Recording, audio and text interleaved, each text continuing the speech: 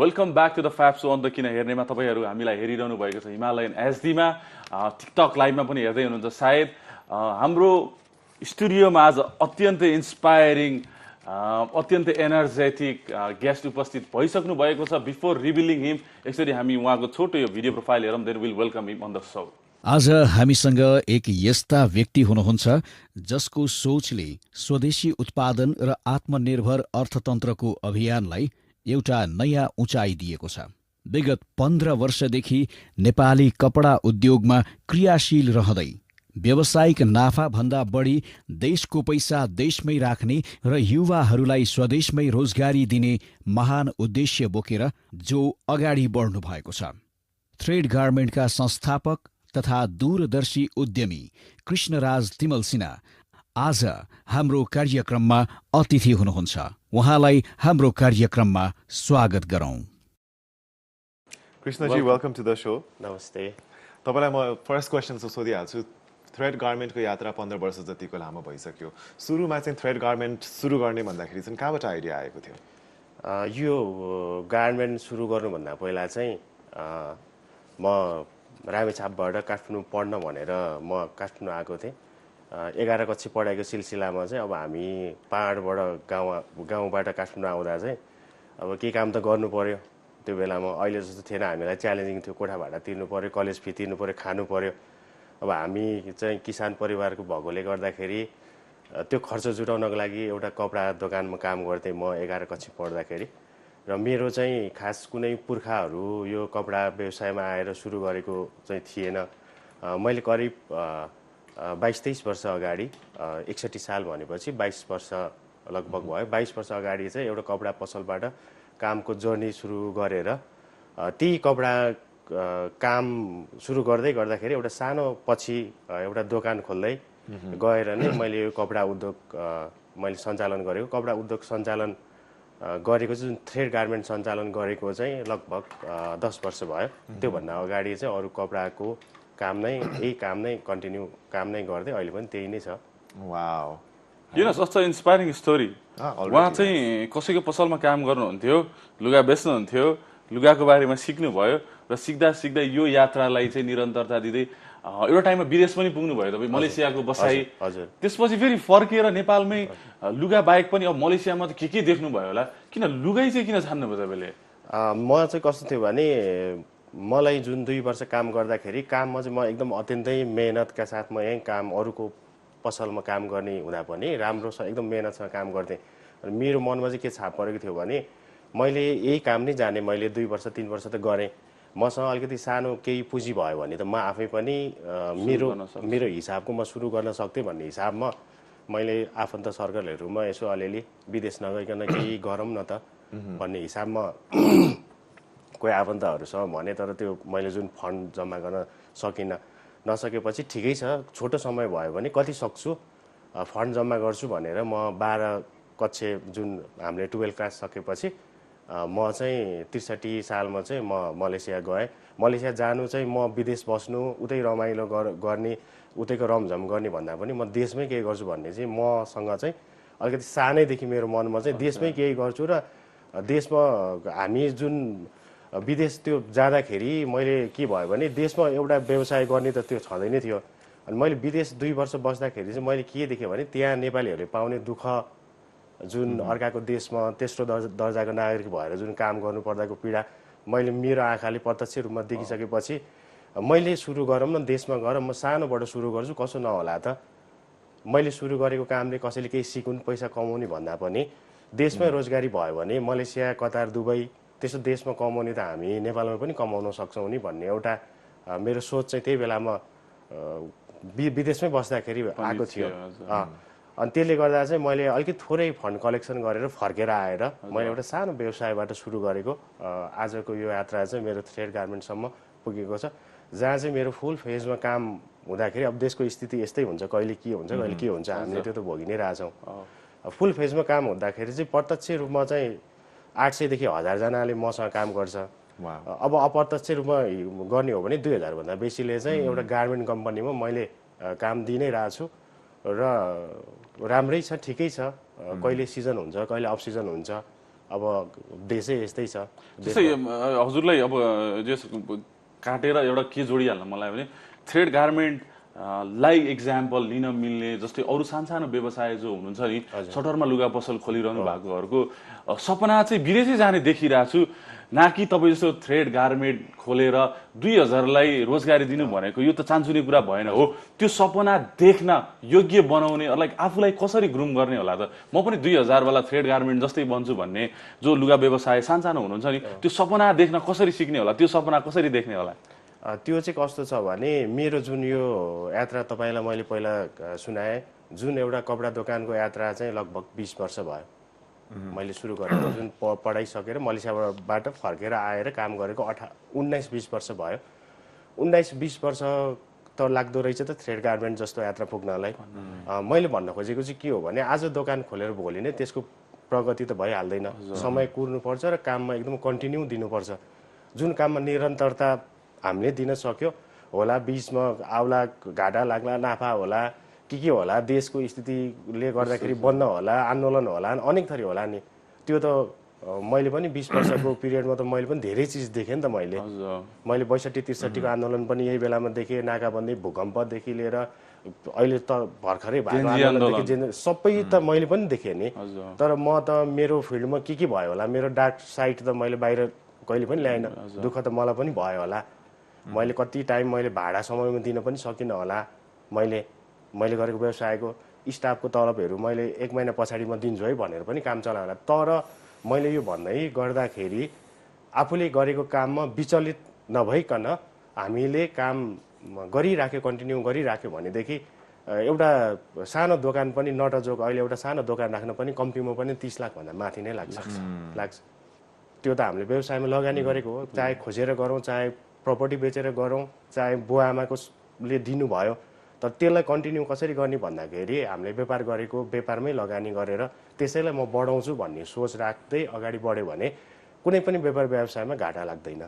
जुन यो कपडाकै फिल्डको कुरा गर्छु म यसमा भएकोले गर्दाखेरि, किनभने कपडाको फिल्डमा अथवा जुत्ताहरूको जुन दोकानहरू राखेको हुन्छ नि त्यो न कुहिएर जान्छ न चाहिँ बिग्रिन्छ, त्यसको समय हुन्छ, बिक्री नै हुन्छ। त्यसले गर्दाखेरि आत्तिएर हामीले दोकानै बन्द गरेर छोडेर विदेश जान्छु भन्नु चाहिँ त्यो बेकारको कुरा हो। त्यो गलत, तपाईँले गलत साबित पनि गरिसक्नु भयो नि।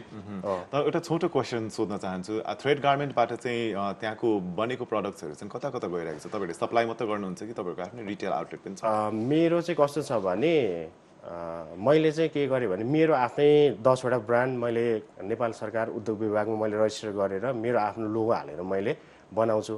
लोगोको चाहिँ एकदमै फिक्स यहाँ गएर किन्ने भन्ने छैन। मैले चाहिँ सामान बनाएर हाम्रो फ्याक्ट्रीमा उत्पादित वस्तु चाहिँ हामी होलसेललाई दिन्छौँ, देशैभरि बिक्री हुन्छ।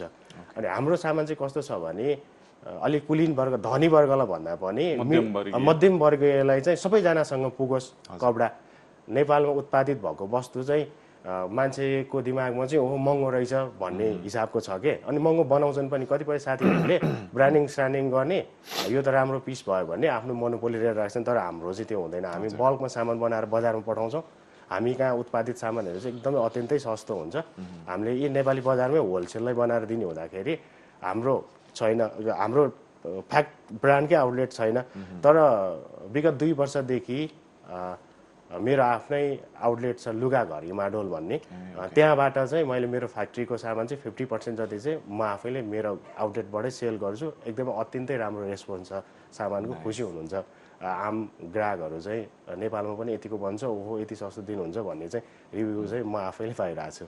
नाइस। सो लुगाघर हिमाडोल, सो त्यहाँबाट पनि पाइन्छ। अथवा यदि हामी जस्तो कसैलाई पनि आइडियाहरू के छ भने चाहिँ थ्रेड गार्मेन्टमा इन टच भएर पनि हामीले क्लोदिङहरू चाहिँ प्रड्युस गर्न सक्छौँ। अझ के छ भने मैले हजुरको कुरा काटेँ, जुन देशमा हामीले देशको नेपाली सामान किन्दाखेरि देशको अर्थतन्त्र अलिकति बच्छ अथवा अलिकति सहयोग पुग्छ देशलाई भने, अथवा युवाहरूलाई रोजगारी दिन मिल्छ भने हामी सबैले बाहिर गएर सामान किन्दाखेरि कपडा मात्रै होइन जे चिज पनि एउटा दोकानमा गएर तपाईँसँग नेपालमा बनेको सामान छ भनेर हामीले सोध्ने गऱ्यो भने त्यसले गर्दाखेरि चाहिँ पसलले पनि नेपाली सामान बेच्न बाध्य हुन्छ। कस्टमरको चाहिँ डिमान्ड यही छ, नेपाली सामान मागेर ल्याएर बेच्छु है भन्ने हिसाबमा पसलले पनि बेच्न बाध्य हुन्छ।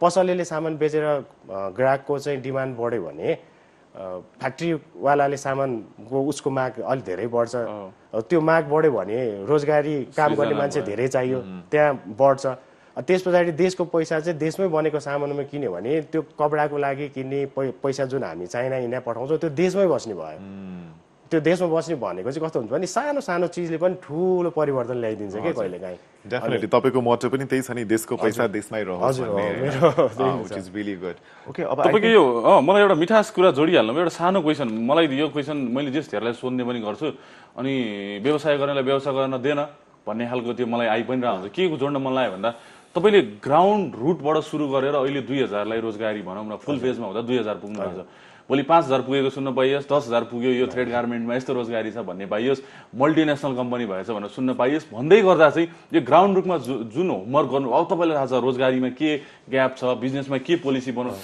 तपाईँलाई राजनीतिमा जोडिएर यो कुरामा टेवा दिन मन छ कि छैन जिन्दगीमा यस्तो छ अहिलेको ट्रेन्ड चाहिँ कस्तो छ भने सबै आम युवाहरू व्यवसाय गरेका मान्छेहरू पोलिटिक्सतिर धकिलिएर म देख्छु देशलाई सहयोग गर्नलाई राजनीतिज्ञ नै बन्नुपर्छ भन्ने छैन नि छ र छैन मेरो चाहिँ विचार के छ भने म मेरो फिल्डमा म सक्सेस भएँ भने मैले गरेँ देशलाई गरेको मैले देशलाई जुन मैले कन्ट्रिब्युट गर्नु पर्यो मेरो ठाउँबाट त मैले त एकदम लास्ट पोइन्टसम्म त मैले सहयोग गर्छु नि त जुन अहिले मैले गर्न खोज्दैछु म कोसिस गर्दैछु माथि जाँदैछु अझै पनि गर्छु होला म के भन्छु भने तपाईँ पत्रकारिता हुनुहुन्छ तपाईँले आफ्नो धर्म राम्रो छ निभार पत्रकारितामै देशलाई सेवा गर्ने ठाउँ पनि छ एउटा व्यापारीले मैले राम्रोसँग काम गरेर राज्यलाई मैले राम्रोसँग ट्याक्स तिरेर होइन कर तिरेर कर तिर्ने भनेको त विकास निर्माणका कामहरू हो नि त देशलाई सपोर्ट गर्ने हो नि त मैले व्यापार व्यवसाय धेरै अरबौँको व्यापार गरेँ करोडौँको ट्याक्स तिरेँ भने त्यो पैसाले त देशलाई सपोर्ट भयो नि मेरो व्यापारीको कन्ट्रिब्युट भनेको त्यो हुन्छ म राजनीति गर्नुपर्छ जस्तो मलाई लाग्दैन हजुर विथ दिस अब हाम्रो समयको पाबन्दीको कारण यहाँलाई यही बिट मार्दै अब पालो भएको छोटो धेरै धेरै धन्यवाद भन्न चाहन्छु thank you for coming to the studio and all the best with thread it's time for a short commercial brake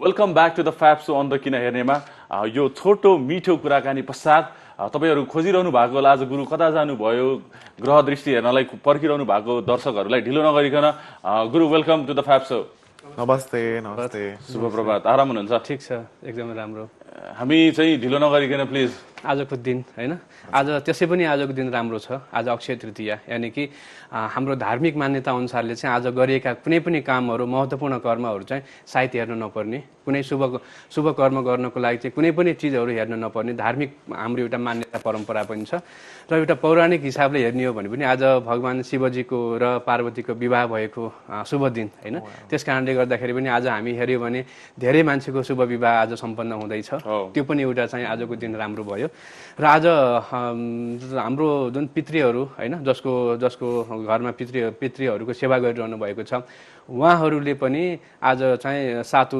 शरबत दान गर्ने दिन त्यसकारणले गर्दाखेरि पनि आज यी महत्त्वपूर्ण दिन हो र आज वैशाख शुक्ल पक्षको तृतीया तिथि त्यसकारणले आज अक्षय तृतीया आज गरेको काम कुनै पनि अवस्थामा क्षय नहुने नाश नहुने ननासिने भन्ने कुराहरू धार्मिक मान्यता रहिआएको छ आजको दिनलाई हेर्ने हो भने मेषदेखि लिएर मीन राशि हुनेहरूको लागि आजको दिन कस्तो रहनेछ कुन कुन राशि हुनेहरूको लागि के हुन्छ भन्ने कुरा त आजको दिन शुभ समय त्यतिकै छँदैन छ त्यसकारणले गर्दाखेरि सुरु गरौँ प्लिज गुरु मेषदेखि लिएर मीन राशि हुनेहरूको लागि आजको दिन कस्तो रहनेछ विशेष गरी आज वृष राशिमा नै चन्द्रमा रहँदै गर्दाखेरि मेष राशि हुनेहरूको लागि पनि आजको दिन शुभ दिन परेको छ कुनै पनि त्यस्तो खाले विघ्न बाधाहरू ग्रहमा ग्रहजन्य दोष देखा परेका छैनन् नयाँ काम गर्दै हुनुहुन्छ नयाँ कामको शुभारम्भ गर्दै हुनुहुन्छ भने आजको दिनबाट कामलाई अगाडि बढाउनुहोस् सम्पूर्ण कर्महरू सफल भएर जाने देखिएको छ वृष राशि हुनेहरूको लागि पनि आज लक्ष्मी प्राप्तिको योग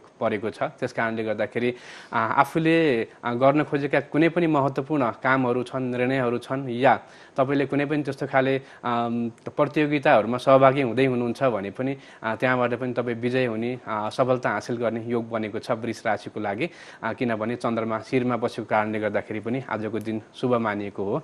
अर्को रहेको छ मिथुन राशि। मिथुन राशि हुनेहरूको लागि भने देवगुरु बृहस्पति र सँगसँगै भाग्य भावमा पनि देवगुरु बृहस्पतिको उपस्थिति भएको कारणले गर्दाखेरि पनि आजको दिन मिथुन राशिलाई शुभ मानिएको छ। कुनै पनि विघ्न बाधाहरू पर्न सक्ने देखिएको छैन।